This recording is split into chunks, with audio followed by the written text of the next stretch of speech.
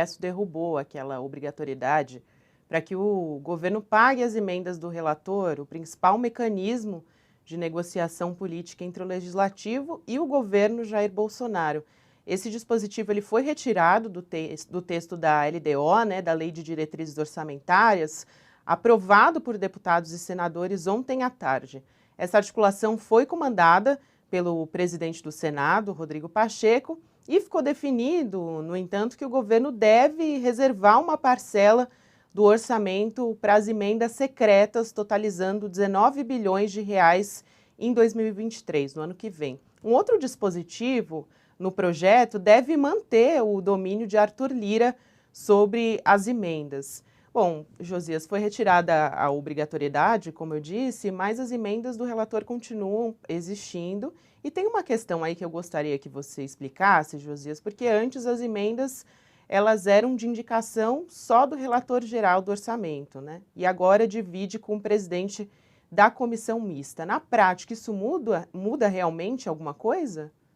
Muda muito, Gabriela. Perto do que foi aprovado, a retirada dessa obrigatoriedade de pagamento das chamadas emendas secretas é um asterisco, porque o que foi aprovado é suficientemente nefasto.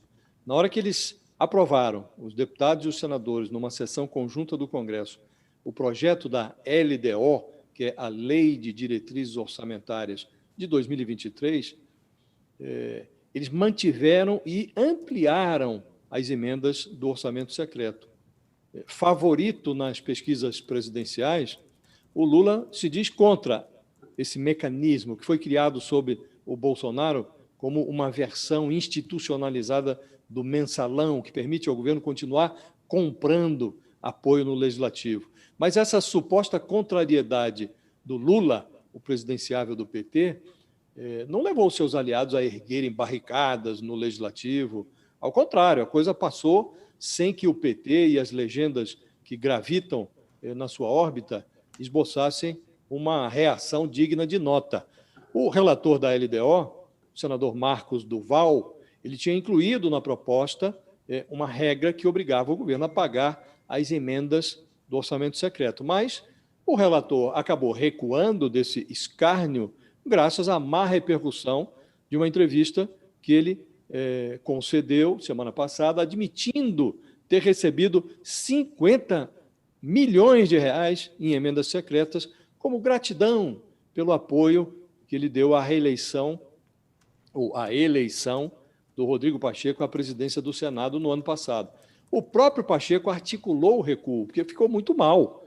Mas esse bumbo da queda da obrigatoriedade do pagamento das emendas secretas não foi suficiente para abafar os retrocessos que foram patrocinados ali pela bancada do barulho no Congresso. O Centrão e os seus congêneres operaram para manter, no meio das diretrizes do orçamento de 2023, pelo menos 3 lanças que permanecem apontadas para o peito do presidente da República a ser empossado em janeiro. Numa dessas lanças, a LDO reservou 19 bilhões de reais para as emendas do orçamento secreto no ano que vem. Neste ano de 2022, essas emendas custarão 16,5 bilhões de reais. Portanto, aumentou o volume de dinheiro. Outra lança foi entregue ao presidente da Câmara, o Arthur Lira, que se manteve como gestor da fila de beneficiários da verba. A LDO condicionou as emendas secretas, ao aval do presidente da Comissão de Orçamento, que é um deputado chamado Celso Sabino, um fiel aliado do Arthur Lira. Antes, bastava a liberação das emendas pelo relator geral do orçamento, que, para o orçamento de 2023, será o relator geral, o senador Marcelo Castro, que está fechado com Lula. Portanto, o Arthur Lira ajeitou as coisas para que ele se mantenha no comando da distribuição das verbas.